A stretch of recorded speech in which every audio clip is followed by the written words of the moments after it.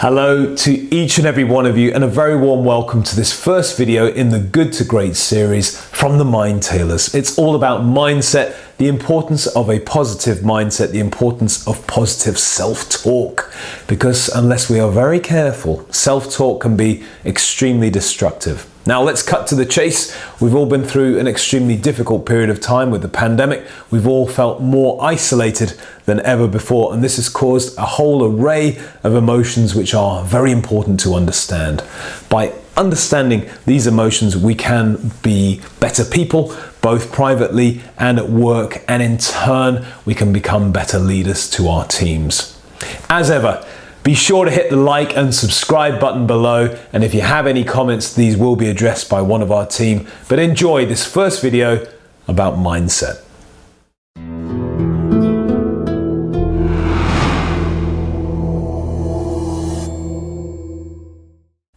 In this module, we're going to look at mindset. What is mindset and why is it important? We're going to look at the documented two types of mindset, fixed mindset and growth mindset, and argue that perhaps, maybe, there's a third. We're then going to look at a formula called E plus R equals O, which is the event plus the response equals the outcome. Then the application of this and how all those things can work together. What is mindset and why is it important to understand? Well, mindset is the way people think about talent and abilities. And the point that is key here is that the established set of attitudes held by somebody are attitudes, not aptitude. The dictionary definition talks about attitudes and why this is important, as some people believe you're either born smart or not. You're either born practical or academic. You're creative or you're not. Is this true? Are we all born with a predetermined ability? Or is the future not written yet, and it's the mindset that governs the outcome? Well, Carol Dweck argues that mindset is actually split into two different types, fixed versus growth. And actually, it doesn't really relate to physical ability at all. It's more about mental application. And this is what you need to become a great leader. You're only limited if you believe you are so. I will say that again.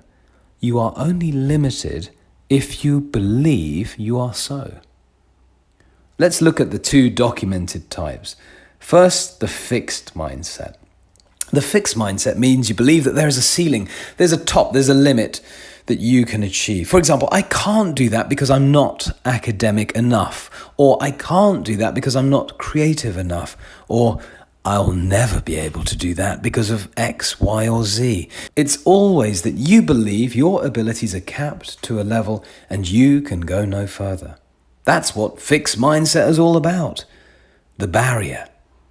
The fixed mindset would say that people can't change their attributes. They're more concerned with, do I look smart? Do I look intelligent? And actually become quite negative. You better believe that despite effort, they are incapable. That is what these people believe. They also believe that you should be able to do it from your natural attributes, your ingrained intelligence or ingrained level of ability. So what that does ultimately is totally limit potential. And shame is a big factor in fixed mindset. The worry that you'll be exposed for all the limitations of what you can and can't do. So some of the key attributes displayed with the fixed mindset are the avoidance of all challenges. When faced with obstacles, these people would just rather give up. Effort, they believe, is for the fruitless. They would ignore feedback because what's the point? I'm at my level and nothing can change that. And they feel threatened by the success of others, especially if it's something that they believe they could not do. They will withdraw in the face of adversity as they may be unmasked for their failures. They have talked a good game. They could have said, we can do this, but now they're sure they can't. And now they might be exposed for all of the things that they can't do. And we can never let on that we are as good as we say we are. A fixed mindset is actually exactly what it says on the tin.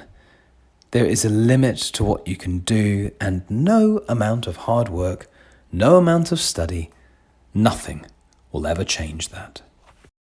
Now let's look at growth mindset. Growth mindset is derived from a theory of learning developed by Carol Dweck. It revolves around the belief that you can improve intelligence, ability, and performance regardless. You are, in a sense, an expansive sponge that can take on and do just about anything. You just need to put in the hard work to get that. Growth mindset is all about learning opportunities. It's about feedback. It's about learning from our mistakes and doing it again and again, adapting again, learning all the way through. Ralph Waldo Emerson stated, "Life is a succession of lessons which must be lived to be understood." Let's look at how a learning mindset and growth mindset can be used. Think back to the last time you made a mistake at work, even if it was a minor one like spilling coffee on the documents seconds before you were due to present them. You likely felt a rush of panic and then had the inconvenience of trying to put things right or to improvise to get around the problem. No one is immune from making mistakes. We are all human after all. If we simply apologize and carry on forward, we're in the danger of repeating the same errors and we don't learn from our mistakes. We inflict unnecessary stress on ourselves and others, and we risk losing people's confidence and trust in us. What we are going to do in this module is look at how we can take those lessons on board and use them so we can learn from them. So here are our top 5 steps to help you learn from mistakes. The first step is to own your mistake. You cannot learn from any mistake unless you admit you've made it. Take a deep breath. Admit to your mistake and then take ownership of it. Inform those who need to know. Apologize and tell them that you're working on a solution. This actually takes courage, but it's far better to come clean than to cover your mistakes, or worse, to blame others for it, because in the long run, you'll spend far more energy trying to make sure that you don't get found out, and that actually people will remember your courage and integrity long after they forgot the original mistake. If, however, people hear from another source that you covered it up, your reputation will suffer and you may not get the opportunity to learn. The second step is that you can reframe the error. How you view your mistakes determine the way that you react to them and what you do next. Chances are that you view your error purely in a negative light and you feel initial shock and discomfort about it. But if you reframe your mistake into an opportunity to learn, then changing from a negative into a positive, you will in turn motivate yourself to become far more knowledgeable and resilient, because you will see this as an opportunity instead of a negative. Once you've acknowledged your mistake, think about what you could do to prevent it from happening again. For example, if you didn't follow the process properly, consider a smarter process. Why did this fail? Is the process not fit for use? Stop beating yourself up.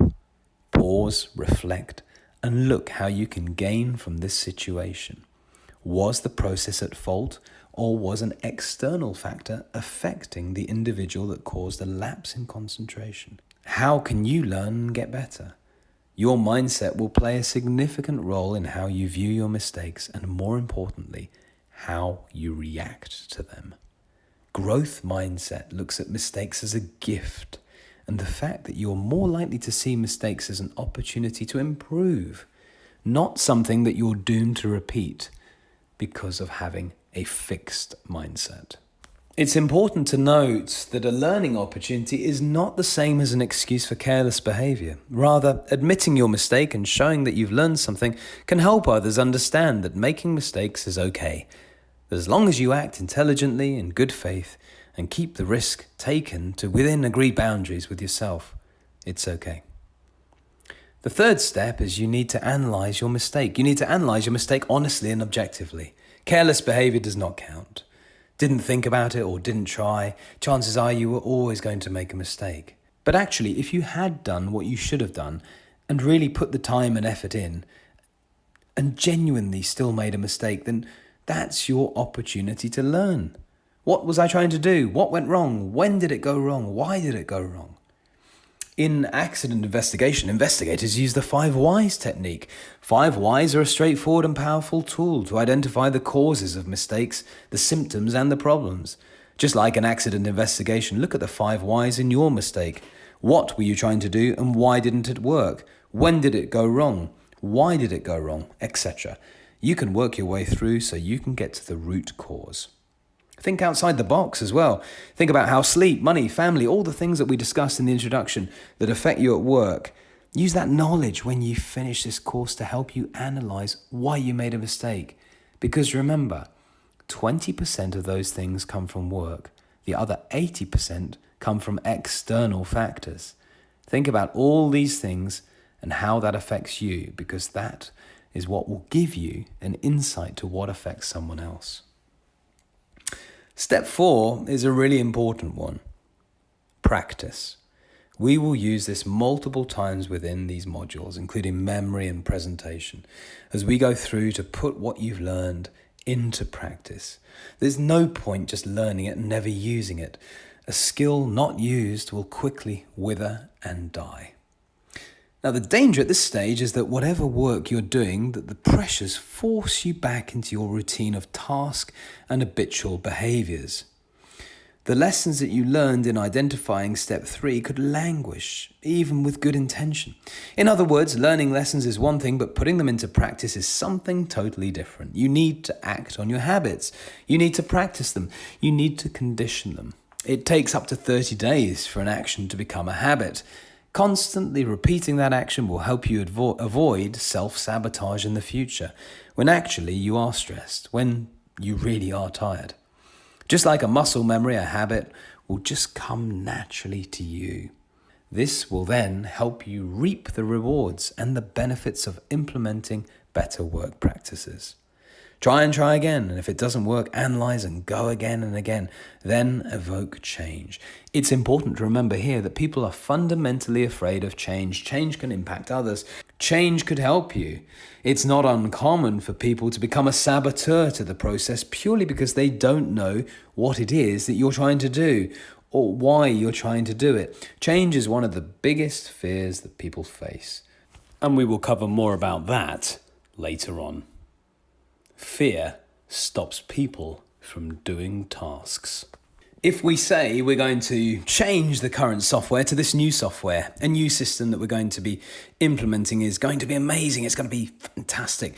People around you might be thinking, well, I quite learnt the old way. I know how to use it. I've become proficient using it. There's little chance of me getting it wrong. There's no way I'm going to be sacked from doing it wrong because I know what I'm doing. Fear will hold them back. The simplest way to overcome this is if you involve them, get them to be part of it, train them up with you, show them the benefits. This will actually cut out the downtime for any change significantly and make people feel like they own it. Step 5 is review your progress. You may have to try several ways of learning before you find one that actually successfully prevents you from repeating the same error. A simple tool used in auditing for actually pinpointing the most effective solution is the plan, do, check, act cycle. Plan what you're going to do, carry out the task, check how you are doing, then you can adapt and act accordingly. Now remember, to make an error, it's human. We don't have to punish ourselves for making the mistakes that we make. They are great opportunities to learn, to develop as a person as well as an organization. It is vitally important not to blame. Do not implement a blame culture. It is the worst thing that anyone can do. You need to create an area of psychological safety where it's okay to make the mistake because a minor mistake corrected may solve a bigger mistake down the line. Effort is the path to mastery. Studies have proven this time and time again, and that if you reward the journey rather than the outcome, you will define a far more sustainable culture within your business. This is, however, influenced by a number of subconscious factors. For example, if we said, you've put a lot of effort into that, you worked really hard on that, well done, that was brilliant, as opposed to, well done, you completed that task in half the time. That was brilliant. Because was it the task that was brilliant or the fact that you completed it in half the time? The next time, subconsciously, that person may think, if I don't do it in half the time, that task will be a failure. When what you were trying to do was use that as a positive, but it was results driven, not effort driven. Always reward the effort. Look at some of the greatest sportsmen and women of our time. When you look into it, they put in extraordinary levels of practice and determination to achieve such levels of greatness. There is a quote that illustrates this well from Daley Thompson, the Olympic decathlete. I train twice on Christmas Day because I know the others aren't training at all. It gives me 2 extra days.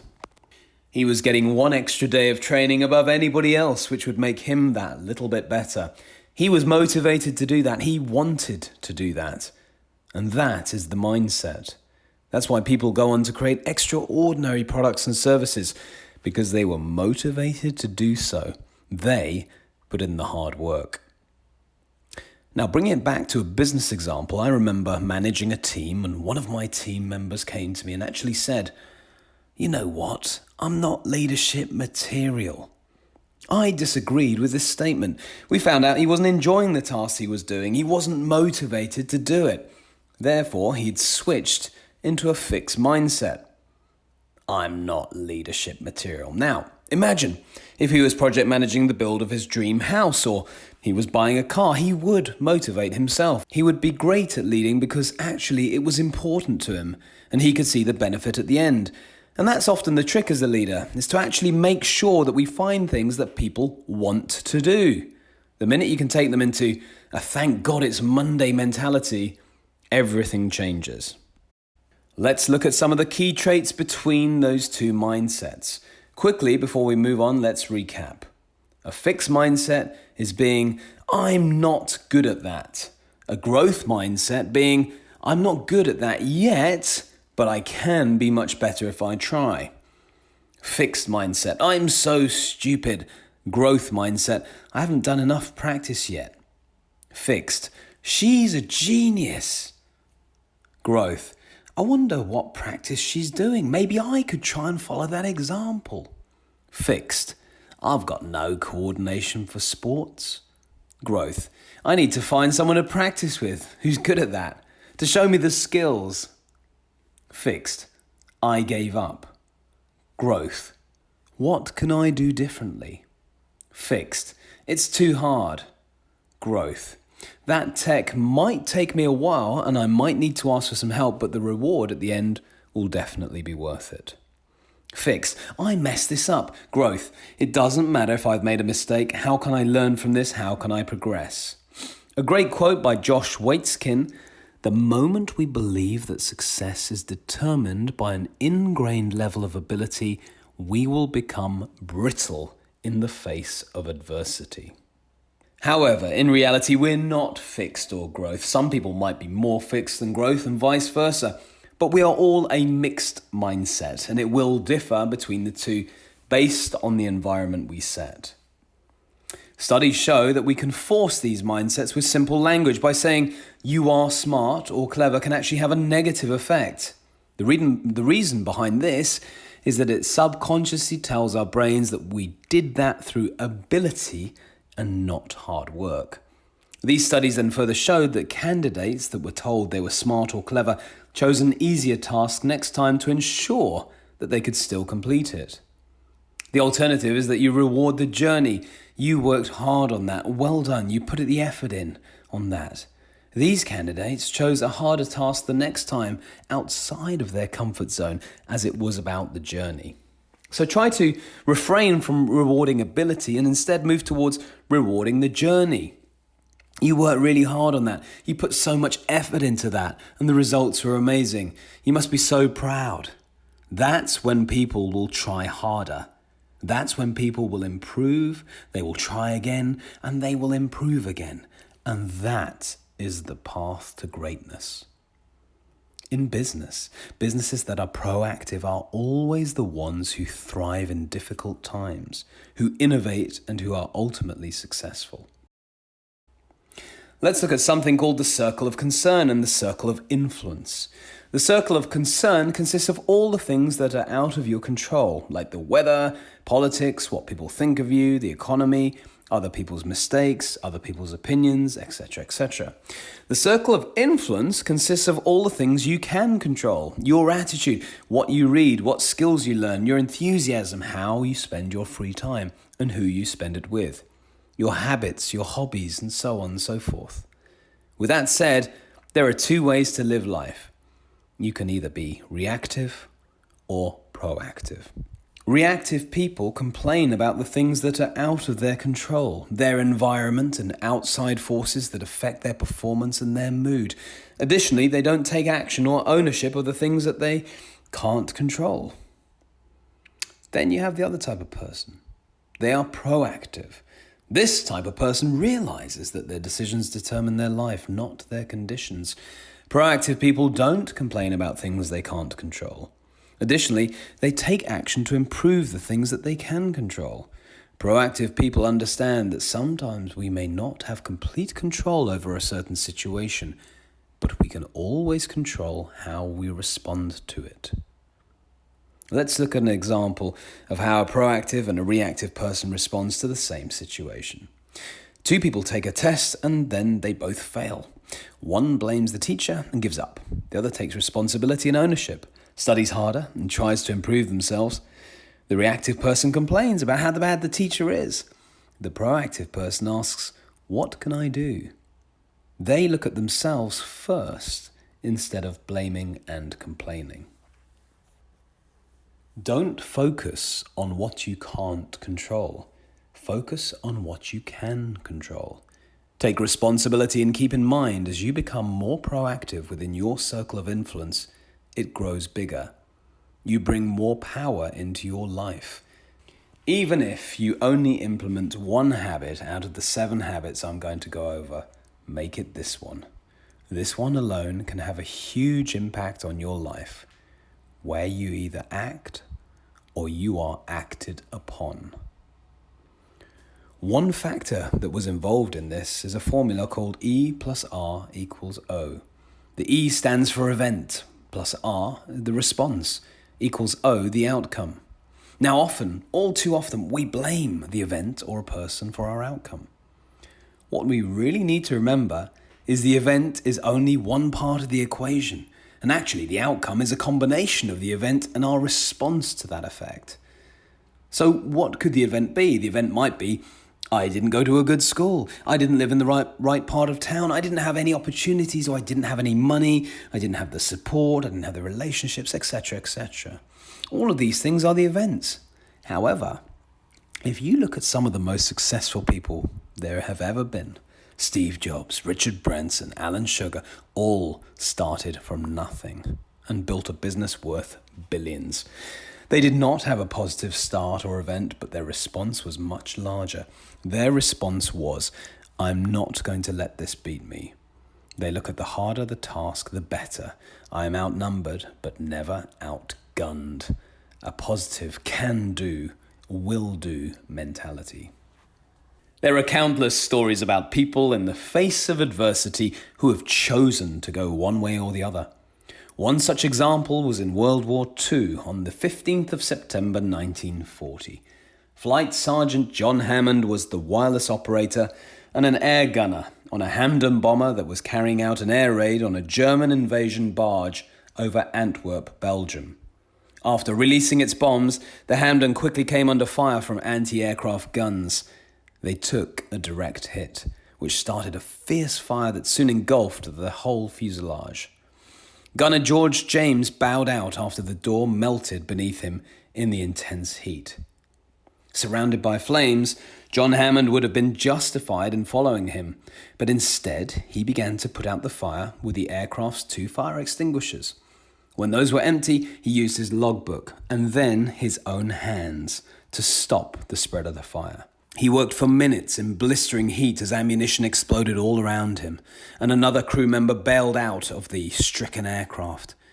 John Hammond managed to stop the fire but suffered severe burns to his eyes, face, and hands in the process. He then crawled through to the pilot to tell him the fire was out and discovered they were the only 2 left on board.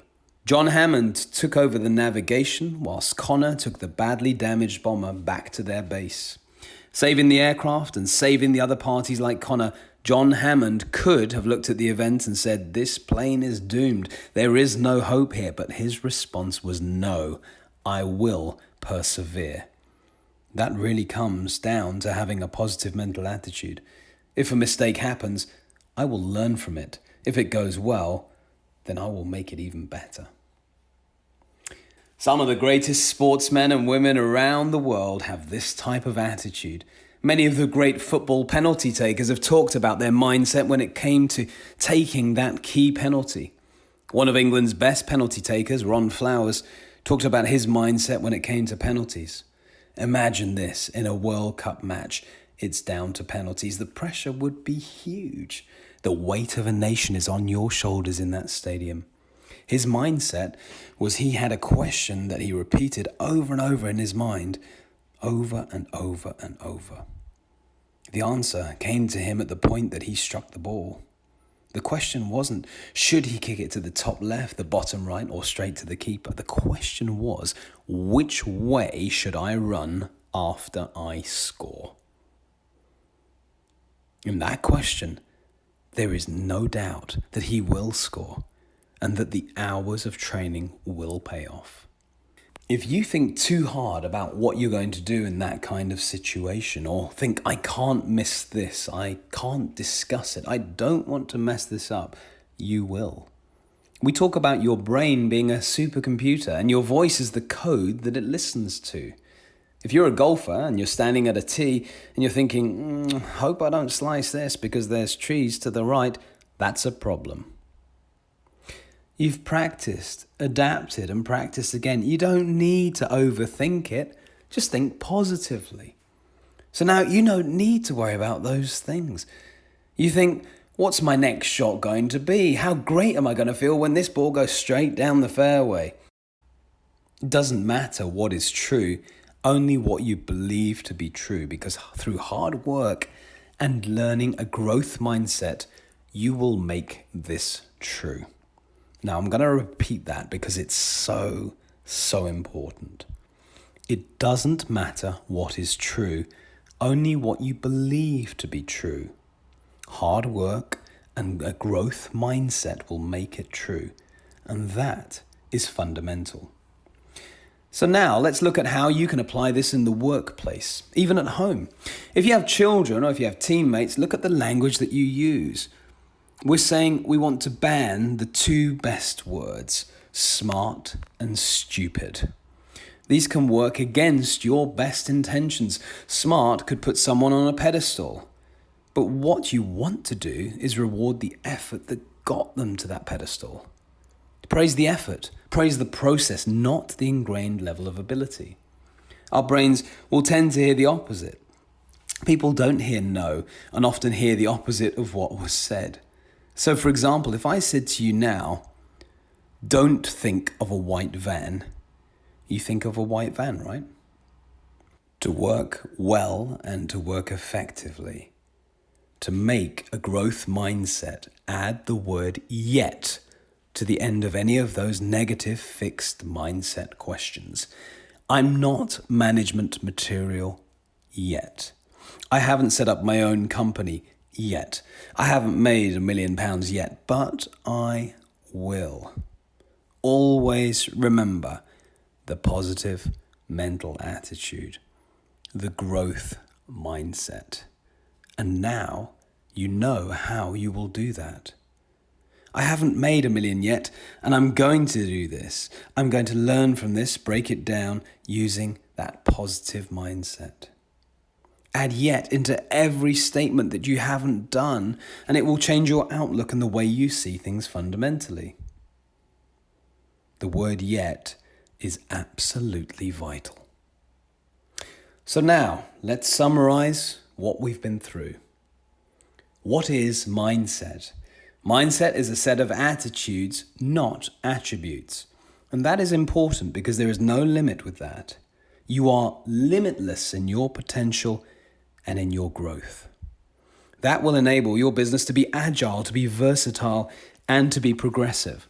We looked at the difference between a fixed mindset and a growth mindset.